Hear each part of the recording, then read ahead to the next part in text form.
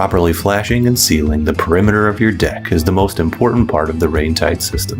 This is what's going to keep all of the water draining into the gutter and away from your living space.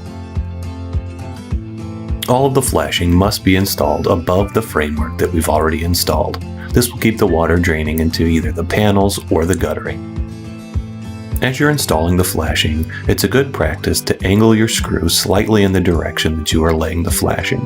This will cause it to pull tight, getting a nice seal up against the board.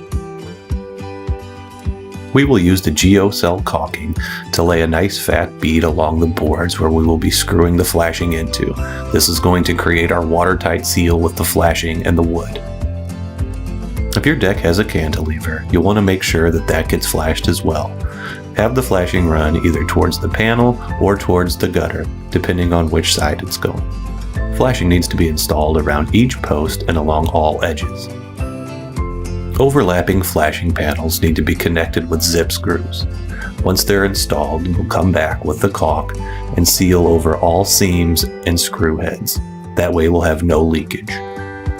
We will also be installing some flashing as more of a backsplash up against where the gutter meets the board.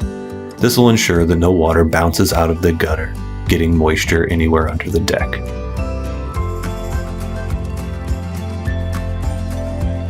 Our main project does not have an area where we will need to flash up against the house on either the back or the side.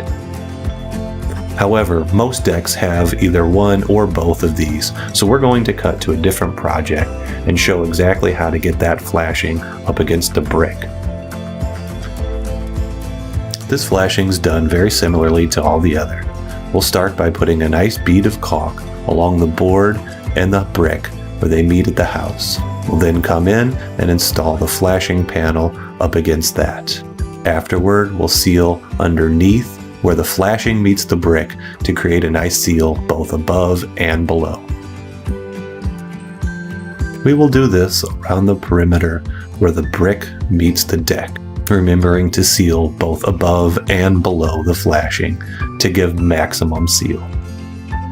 Here you can see we have a pipe that's running up from the brick to the deck, creating an area that needs to be sealed. What we'll do is we'll cut around that and then seal it thoroughly with caulk, both above and below.